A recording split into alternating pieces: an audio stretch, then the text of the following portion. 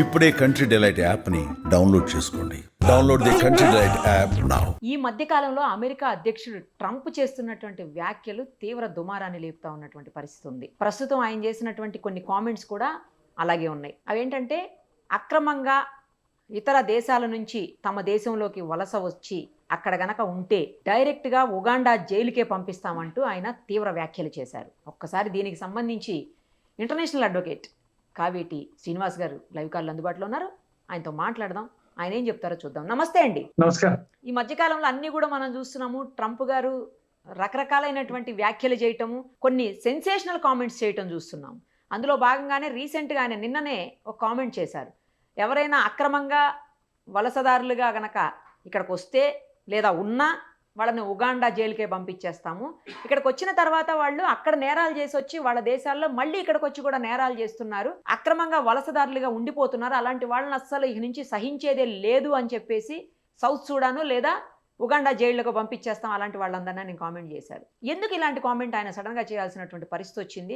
పైగా పాత ప్రభుత్వాన్ని, పాత అధ్యక్షుడిని కూడా ఆయన తప్పుపడుతూ వాళ్ళు తీసుకున్నటువంటి పాలసీస్, విధానాల వల్లనే ఇలా అక్రమంగా చొరబాట్లు అవుతున్నాయి అమెరికాలో కానీ ఆయన మాట్లాడారు. ఇది ఇండియాను ఉద్దేశించి అన్నారా లేకపోతే అన్ని దేశాలను ఉద్దేశించి అన్నారా అని చర్చ నడుస్తా ఉంది సార్. మీరేమంటారు? ఎందుకంటే మీరు అక్కడే ఎక్కువగా ఉంటుంటారు కాబట్టి. ఫస్ట్ ఆఫ్ ఆల్ అండి, ఇప్పుడు ఇంత ముందు కూడా లా ఉంది. ఇప్పుడు ఎవరైతే ఇల్లీగల్ గా వస్తారో అమెరికాకు, అమెరికా అనే కాదు ఏ కంట్రీకైనా కూడా, ఇంగ్లాండ్, ఆస్ట్రేలియా, అన్ని కంట్రీస్ కి ఎవరైనా ఇల్లీగల్ గా వస్తే, బికాస్ మీరు ఇమిగ్రేషన్ వీసా తీసుకోకుండా ఇల్లీగల్ గా రావటం అంటే ఏంటి ఫస్ట్ మనం అర్థం చేసుకోవాలండి.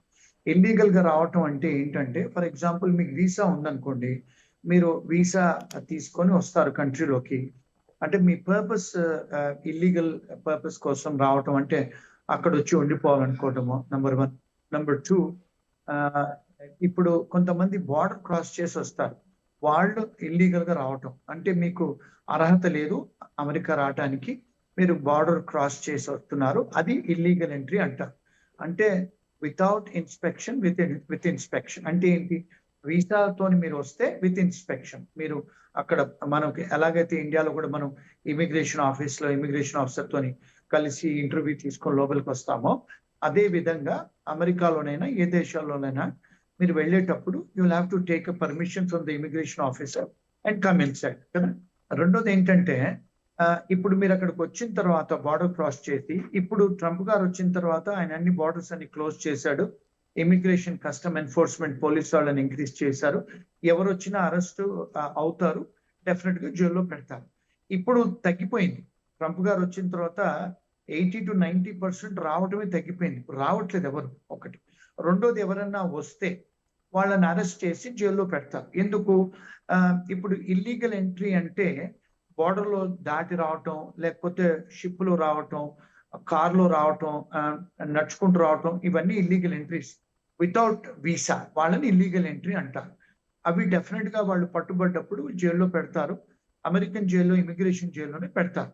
గతంలో ఏమైందంటే, బైడెన్ అడ్మినిస్ట్రేషన్ లో ఉన్నప్పుడు వాళ్ళు ఏం చేశారంటే, బైడెన్ గారు ప్రో ఇమిగ్రేషన్, వాళ్ళు ఎవరు వచ్చినా కూడా వాళ్ళను కార్లలో, బస్సులలో, విమానాలలో, హెలికాప్టర్లలో వాళ్ళను తీసుకొని అన్ని సిటీల్లో తీసుకొచ్చి దించేస్తే, ఇప్పుడు మన మున్సిపాలిటీ వాళ్ళు ఫర్ ఎగ్జాంపుల్ ఇప్పుడు కాలిఫోర్నియా తీసుకొచ్చారు, న్యూయార్క్ తీసుకొచ్చారు, వాళ్ళని ఏం చేసేవాళ్ళు, వాళ్ళని తీసుకెళ్లి హోటల్లో పెట్టేవాళ్ళు.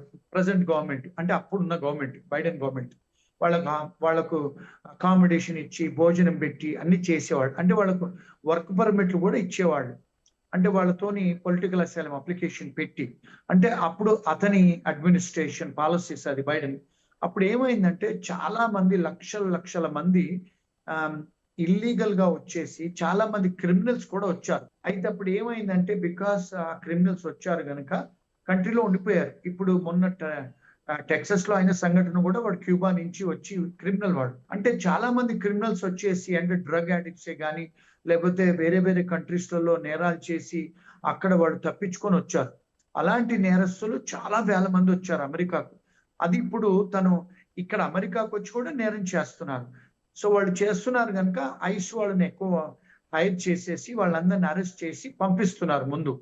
ఇప్పుడు అదొకటి. రెండోది ఏంటంటే, ఇప్పుడు ఆయన ఇచ్చిన సంకేతం ఏంటంటే, మేము అమెరికన్ జైళ్లలో పెట్టాం, ఎందుకంటే అమెరికన్ జైళ్లలో లివబుల్ బాగుంటాయి, ఓకే. ఏసీలు ఉంటాయి, హీటర్ కరెక్ట్ టైంలో భోజనం పెట్టాలి.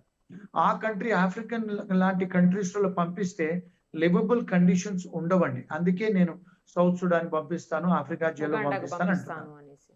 అవును, that is the reason actual గా. ఇంకొక విషయం ఇక్కడ లీగల్ గా మనం చూస్తే, ఇప్పుడు యుగాండానైనా ఏ కంట్రీ అయినా కూడా అమెరికా నుంచి ఎవరినైతే క్రిమినల్స్ తీసుకోవాలంటే అలా తీసుకోరండి ఇంటర్నేషనల్ లాలో. ఇప్పుడు గతంలో చూసుకుంటే మనకు బ్రిటిష్ వాళ్ళు ఎవరైతే నేరం చేస్తారో వాళ్ళ నేరస్తులందరినీ కూడా వాళ్ళని తీసుకెళ్లి ఆస్ట్రేలియాలో వదిలేసేవాళ్ళు. ఎందుకంటే ఆస్ట్రేలియా వాళ్ళ దేశమే కదా, అందుకని చేసేవాళ్ళు. కానీ ఇప్పుడు అలాంటి పరిస్థితి లేదు. ఇప్పుడు అమెరికా ఒక సావరిన్ కంట్రీ. ఇప్పుడు ఫర్ ఎగ్జాంపుల్ వేరే కంట్రీస్ కూడా, ఆఫ్రికన్ కంట్రీస్ కూడా సావరిన్ కంట్రీస్. మేము మా క్రిమినల్స్ ఇస్తాము అంటే వాళ్ళు తీసుకోరు. కానీ కొన్ని సౌత్ అమెరికాలో కొన్ని దేశాలు తీసుకుంటున్నారు. ఎందుకు? వాళ్ళను అమెరికన్ జైల్లో పెడితే చాలా ఎక్స్పెన్సివ్ అవుతుంది.